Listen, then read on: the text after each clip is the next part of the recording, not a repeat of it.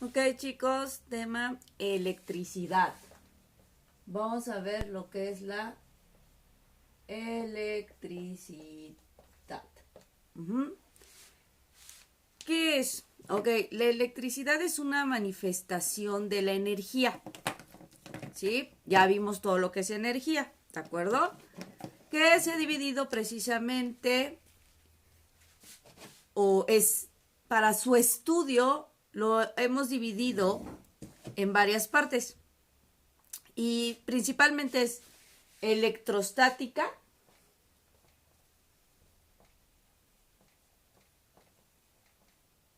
electrostática. ¿Qué es la electrostática? Ok, la electrostática precisamente se encarga del estudio de las cargas eléctricas en reposo.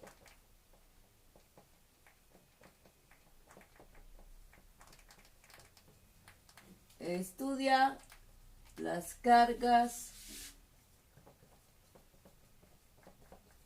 eléctricas en reposo. Es decir, cuando mis cargas eléctricas no se mueven, cuando se quedan quietas.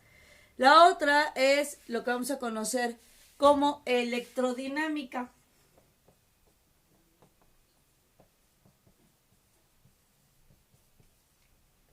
La palabra electrodinámica, de hecho ya conocemos lo que es la dinámica. ¿Por qué? Porque es cuando nos movemos. Si es la electrodinámica, entonces lo vamos a entender como el estudio de las cargas ahora en movimiento.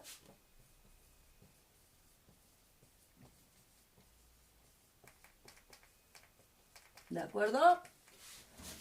Y la otra de las grandes divisiones para que podamos estudiar lo que es la electricidad es la que vamos a conocer como el electromagnetismo.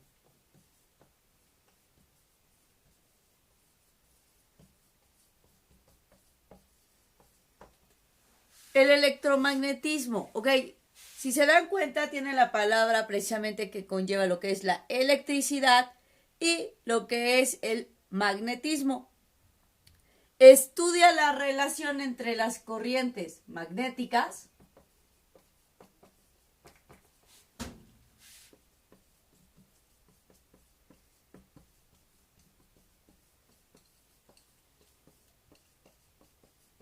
entre las corrientes magnéticas, ¿sí? Y eléctricas. También lo pueden encontrar como el electromagnetismo estudia la relación entre las corrientes eléctricas y el campo magnético. De cualquiera de las dos maneras está correcta la definición. Estas son nuestras tres grandes formas en las cuales vamos a dividir lo que va a ser la electricidad y cómo lo vamos a estudiar. Mediante electrostática, electrodinámica y electromagnetismo. ¿De acuerdo? ¿Tú hasta ahí? Yo espero que no. Bien, vamos a ver. Si vamos a estudiar la electricidad, tenemos que definir primero qué es electricidad. Ajá. Borramos esto. Y vamos a comenzar definiendo electricidad.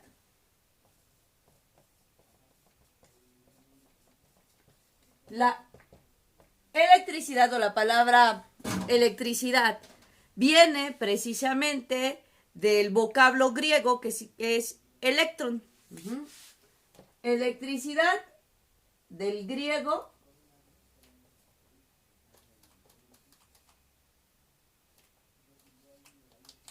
electrón.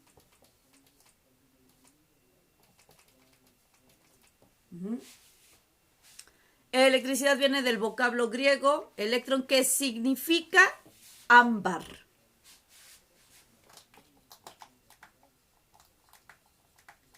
¿Qué es el ámbar? Y lo han escuchado a veces como una piedra preciosa. ¿Qué es el ámbar? El ámbar es una resina que hace muchos años precisamente La encontraban sobre todo en lo que son los árboles. Y esta resina o este ámbar, si ustedes lo pueden encontrar, lo pueden ver, es de color como miel. De ahí el color o el famoso color ámbar. ¿De acuerdo? ¿Por qué el electrón o por qué la palabra electricidad significa ámbar? Ah, bueno, porque existió hace muchos años un señor que se llamaba Tales de Mileto, y Tales de Mileto se da cuenta que al frotar el ámbar con cualquier piel de gato, sobre todo, o con cualquier piel, podía él generar que se pegara los pelitos de la piel, que se levantaran, e incluso podía pegar partículas de polvo y el cabello. Por eso él define la electricidad como electrón, que es igual a ámbar. Después de el primero que genera una teoría o una idea de la electricidad, entonces fue Tales de Mileto. Tales de Mileto es griego, ¿de acuerdo? Y Tales de Mileto, estamos hablando que vivió en el año 600 antes de Cristo. Tales de Mileto es quien le da el nombre precisamente de electricidad. Pasan muchísimos años, ¿sí? Estamos hablando de una cantidad increíble de años, y después de Tales de Mileto viene una cantidad increíble de físicos que han venido descubriendo, que han venido interactuando y que han venido estudiando sobre todo la electricidad. De los principales, que son los que les voy a anotar, porque si anoto todos nunca nos vamos a terminar, les voy a anotar solamente los principales y aquellos de los cuales vamos a estudiar sus leyes, ¿de acuerdo? Ok, ¿quiénes son? Tenemos al norteamericano Benjamin Franklin. Benjamin Franklin. ¿Lo han escuchado nombrar? Hay quienes sí lo identifican o cuando dicen, es que Benjamin Franklin, en automático, nuestra imagen de él es una persona corriendo en medio de una tormenta eléctrica con un papalote, ¿no? Él es Benjamin Franklin, el que andaba corriendo con su papalote y al que la leyenda dice que le cae un rayo. No es cierto. Pero él, ¿qué hace? Ok, Benjamin Franklin se da cuenta precisamente de que la Tierra está polarizada, de que tenemos cierta cantidad de electrones, de neutrones y de protones en todo lo que es la materia. ¿Qué sucede? Que cuando se ioniza, es decir, cuando chocan los protones de la Tierra con el aire húmedo, genera un rayo. Bueno, pues Benjamin Franklin crea el pararrayos.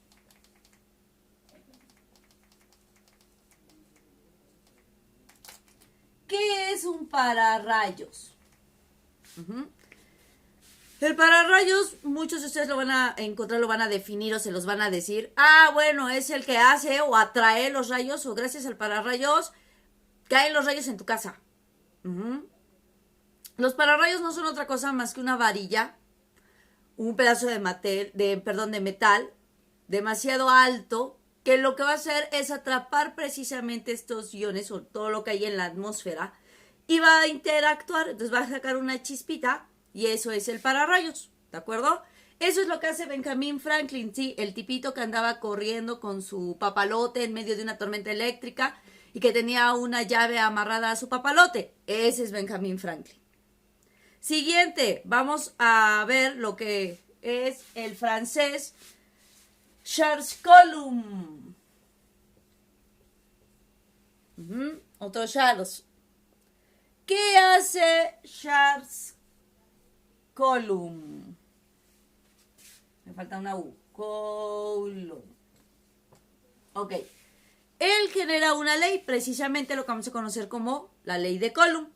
Y estudia lo que es la ley de atracción y repulsión entre cargas. ¿Qué es la atracción y repulsión? La atracción es precisamente cuando se atraen, su nombre lo dice y todos lo conocen. Ok, la atracción, se van a atraer las cargas, la repulsión, se van a repeler, es decir, ya no van a permitir que se unan estas cargas. ¿Pero a través de qué? De una distancia. Coulomb se da cuenta precisamente que las cargas se atraen o se repelen de acuerdo a qué tan cerca o qué tan lejos estén y a la cantidad de protones, neutrones o electrones que puedan ceder y pueda tener cada carga. De ahí la famosa ley de Coulomb. Ok, entonces Coulomb genera precisamente una ley, su propia ley, que es una de las que vamos a estudiar porque es básica. La ley de Coulomb es es lo más importante dentro de lo que es electricidad, tanto él como Faraday, y lo que es corrientes eléctricas. La ley de Coulomb, ¿por qué? Porque nos va a decir qué tanto se puede atraer o qué tanto va a haber repulsión entre las cargas y de acuerdo a la distancia a la que se encuentren.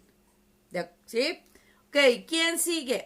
Bueno, pues resulta que entre todos estos también hay un italiano que es Tomás Volta.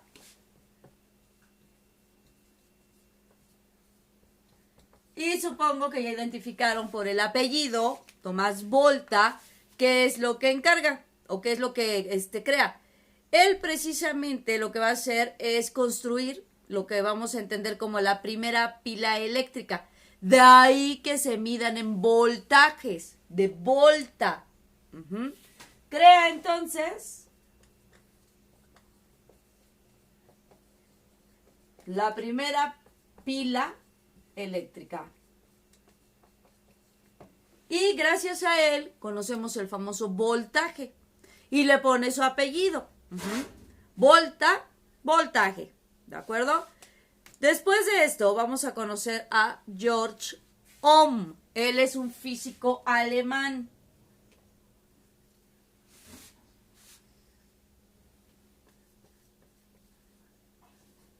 George Ohm.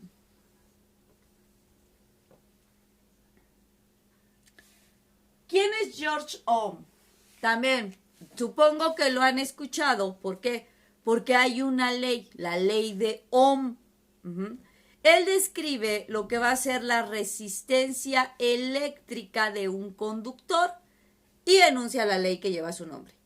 ¿Qué tanta resistencia tiene? Es decir, ¿qué tanto puede soportar? ¿Cuánto resiste de lo que va a ser nuestra electricidad? Entonces, George Ohm genera precisamente la ley de Ohm. ¿Quién tenemos ya casi por último? Lo que va a ser nuestro inglés, Michael Faraday.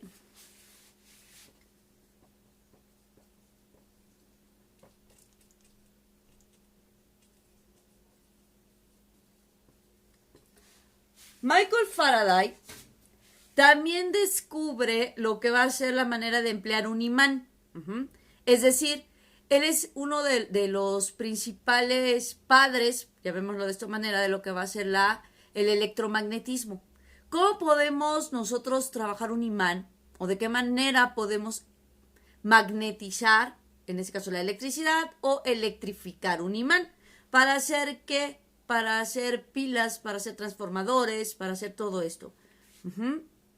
Una electropila o una pila magnética que lleva ¿qué? Electricidad y campo magnético.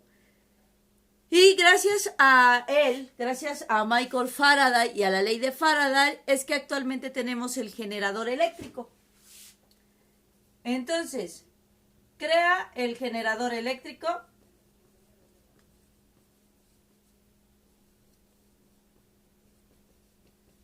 Y además, la ley de Faraday. Eso es lo que van a hacer y estos son nuestros precursores de lo que es la electricidad. Tenemos entonces a Tales de Mileto en el año 600 a.C., que es quien le da el nombre de electricidad gracias al electrón, que es el ámbar. Benjamin Franklin, quien crea precisamente el pararrayos. Charles Coulomb, que genera la ley de Coulomb. Tomás Volta, que crea la primera pila eléctrica y a quien le debemos la palabra voltaje. George Ohm, George Ohm, que genera la famosa ley de Ohms, y Michael Faraday, quien crea el generador eléctrico y la ley de Faraday al darse cuenta que pueden interactuar tanto la electricidad con el magnetismo. ¿De acuerdo? Ok. Les dejo tantito para que ustedes puedan copiar. Bueno, van a poder regresar. ¿De acuerdo? Estos son los precursores de lo que es la electricidad. Ahora, recordemos que en los últimos años todo lo que es la electricidad ha venido evolucionando. ¿De acuerdo? Pero ha alcanzado niveles increíbles de evolución, al grado que en muchas localidades o muchas personas, cuando se va la electricidad, se vuelven meramente inútiles. Porque hemos dependemos tanto de lo que es la electricidad. Entonces, hay que tener cuidado con eso. Pero, si se dan cuenta, ¿por qué dependemos tanto de la electricidad? ¿O por qué hemos hecho que evolucione tanto y tan rápido todo lo que es la electricidad? Bueno, porque es un tipo de energía, ¿de acuerdo? Y tiene muchísimas ventajas sobre otras energías. Por ejemplo, puede transformarse con facilidad. Y eso lo vamos a ver cuando veamos de corriente alternas a corrientes directas. ¿Por qué? Porque estoy transformando la electricidad. Se transporta de manera rápida y sencilla. Un cable transporta electricidad. El agua transporta electricidad. El cuerpo humano transporta electricidad. Las papas son eléctricas. Hay que checarlo. Vamos a hacer un experimento, espero nos dé tiempo, para que vean cómo si una papa puede generar electricidad. Pero además puede recorrer grandes distancias. No es de que, de aquí y nada más llego hasta acá. No.